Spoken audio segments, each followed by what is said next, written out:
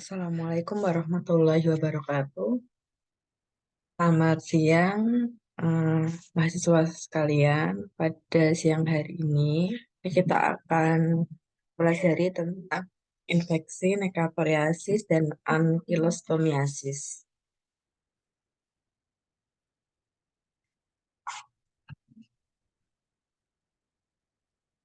Nah, ini adalah pengertian tentang infeksi nekapariasis dan ankylostomiasis.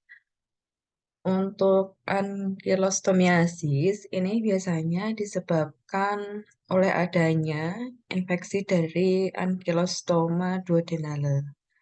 Kemudian untuk nekatoriasis sendiri ini dari Necator americanus. Nah, kedua spesies ini baik itu Ankylostoma duodenale maupun Necator americanus ini biasanya untuk penyebaran cacing tambangnya ini sangat luas ke seluruh dunia.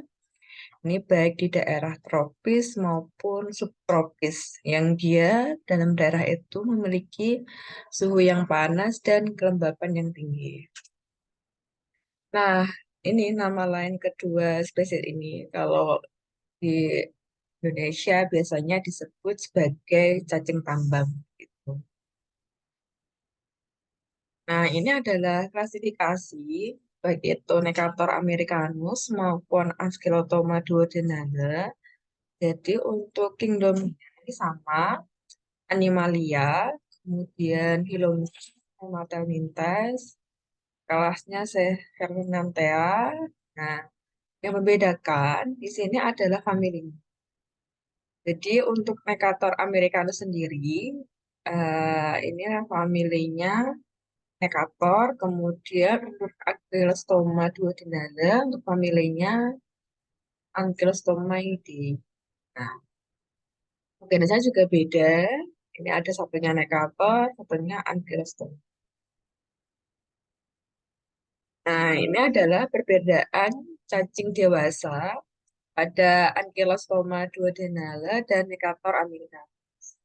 Nah, di slide terlihat untuk Ankylostoma duodenale, ini terlihat untuk bentuknya sendiri. Ini menyerupai huruf C. Kemudian di mulutnya ini terdapat dua pasang gigi ventral. Kemudian satu pasang gigi dorsal semilunar. Nah, untuk panjangnya sendiri ini juga berbeda antara jantan dan betina.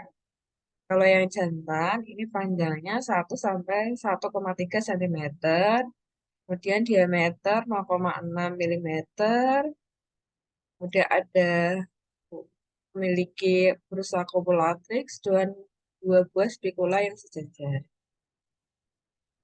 Yang betina ini adalah ekornya runcing. Diameternya ini lebih kecil daripada si jantannya. Kemudian biasanya untuk warnanya, untuk Angiosperma duodenale ini putih kecoklatan atau agak merah. Nah, yang kedua ada Necator americanus, dapat dilihat di slide. Ada Angiosperma duodenale dan Necator americanus.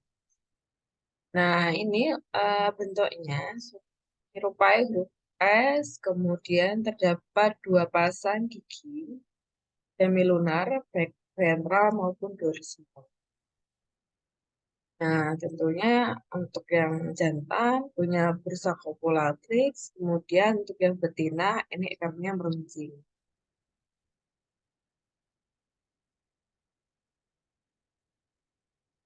Nah, ini adalah morfologi dari Angiosperma duodenale dan Necator americanus. Jadi terlihat di sini yang tadi sudah saya jelaskan mengenai perbedaan morfologi baik betina maupun yang jantan.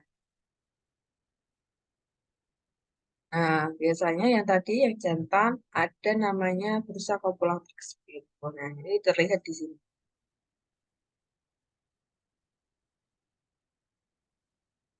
Nah, untuk morfologinya, nah ini cacing tambang ketika dia dewasa, dia berbentuk silindris. Jadi warnanya putih keabuan. Untuk ujung posterior tubuh dari cacing jantan sendiri, ada namanya bursa copulatis, kemudian angiostoma duodenale maupun nekator americanus ini dapat dibedakan berdasarkan morfologinya. Jadi di bagian rongga mulut dan juga bentuk copulatif. Ini adalah morfologi dari angiostoma duodenale. Jadi tubuh cacing ini dewasa ini mirip huruf C, kemudian cacing betinanya mempunyai spinal caudal. Nah, untuk ukuran tubuhnya, ini ada Necator americanus dewasa umumnya lebih kecil dibandingkan dengan badan dari Angiostoma duodenale. Kemudian untuk bagian rongga mulutnya, ini ada cutting plate. Nah, dapat dilihat di sini. Nah, ini adalah morfologi dari telurnya. Ini dia oval, kemudian tidak berwarna. Kemudian dinding bagian luarnya, ini ada petilen yang halus. Ya, ah, ada ruang antara ovum dan dinding telur yang dia jelas dan bening. Nah, ini dapat terlihat di slide yang ada ruang fitur yang halus. Jadi, ruang yang jelas antara jelas dan bening di sini. Jumlah telurnya ini eh, bisa 9.000 sampai 10.000 untuk Necator americanus dan Ankylostoma duodenale ini ada 10.000 sampai 20.000. Nah, ini adalah bentuk telurnya. Jadi ukurannya di sini terlihat 70 kali 45 mikron untuk bulat lonjong. Kemudian di sini terlihat dindingnya lebih tipis, dindingnya tipis. Kemudian dua kutubnya mendatar. Nah, biasanya di dalam telur ini ada 2 sampai 8 sel. Nah, telurnya ini berkembang biak baik pada tanah yang gembur, ini baik pasir maupun humus, dengan suhu yang optimum. Ini biasanya kalau untuk Necator americanus 28 sampai 32, sedangkan Ankylostoma duodenale ini lebih rendah, ini sekitar 23 sampai 25. Nah, untuk menetasnya, telur ini biasanya umumnya 1 sampai 1,5 hari. Begitu. Nah, ini untuk larvanya. Jadi, dari telur, kemudian dia menetas jadi larva Rhabditiform. Nah, ketika dia menetas dalam waktu 3 hari, larva Rhabditiform ini akan tumbuh menjadi larva Filariform. Nah, untuk larva Rhabditiform, untuk panjangnya sekitar 250 mikron, ruang mulutnya panjang dan sempit gitu untuk Rhabditiform. Nah, kalau untuk Filariform, nah ini adalah esofagusnya ini seperempat dari panjang tubuhnya. Kemudian untuk yang lava filariform, ini terlihat di slide, ini biasanya dia bentuk yang infektif begitu. Jadi dia dapat hidup di tanah 7 sampai 8 minggu. Kemudian dia masuk ke melalui kulit gitu. Nah, ini morfologinya. Jadi Rhabditiform, filariform.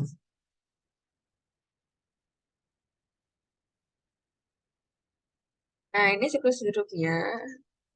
Jadi terlihat di sini telur menetas, kemudian jadi rhabditiform, jadi filariform. Nah, kemudian masuk ke dalam tubuh manusia. Nah, untuk spesies definitifnya ini manusia ya, kalau untuk cacing tambang. Nah, ini dapat dilihat di slide. Jadi, misalnya di sini ini ada telur, rhabditiform, filariform, dan dia infektif ke manusia. Nah, kembangannya kita di manusia. Jadi untuk filariform ini masuk ke sistem sirkulasi. Kemudian dia ditransferkan ke paru-paru, penetrasi ke bagian alveolar, ke trakea, faring, dan tertelane ke usus. Kemudian dia untuk yang cacing betinanya, umumnya dia ke daerah intestin. Kemudian bagian mukosanya, nah, telurnya dalam mukosa, kemudian bermigrasi ke lumen. Nah, balik lagi ke rhabditiform dan autoinfeksi. Jadi rhabditiform larva ini usus yang besar, kemudian filariform penetrasi ke bagian mukosa atau ke perianal di bagian kulit, kemudian ah, tadi karena autoinfeksi bisa jadi.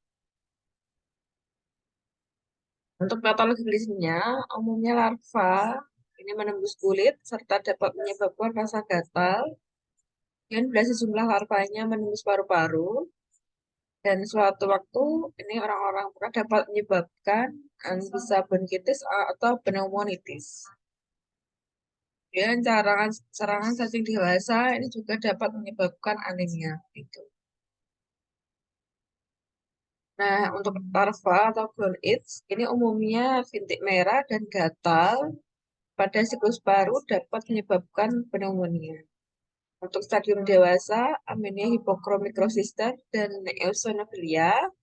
Nah, untuk diagnosisnya sendiri, ini bisa dari telur dan larva maupun tinja gitu.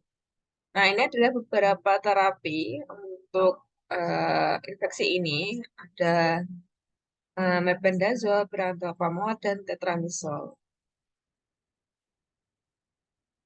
Diagnosisnya untuk mikroskopi spesimen feses ini diperiksa keberadaan bentuk diagnosisnya beberapa telur.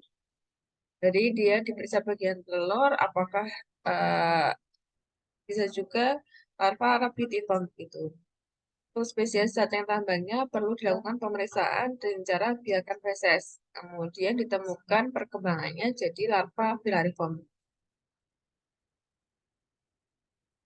Nah, ini adalah beberapa pencegahan yang bisa dilakukan. Yang pertama, ini menghindari buang air besar di sebarang tempat, kemudian menghindari penggunaan feses, menjaga kebersihan lingkungan. Nah, khusus di daerah endemis, dalam mencegah infeksi dan reinfeksi. Selain juga dilakukan pengobatan pada penderita, dapat dilakukan juga pengobatan secara massal. Baik, terima kasih. Ya, untuk kuliah hari ini, wassalamualaikum warahmatullahi wabarakatuh.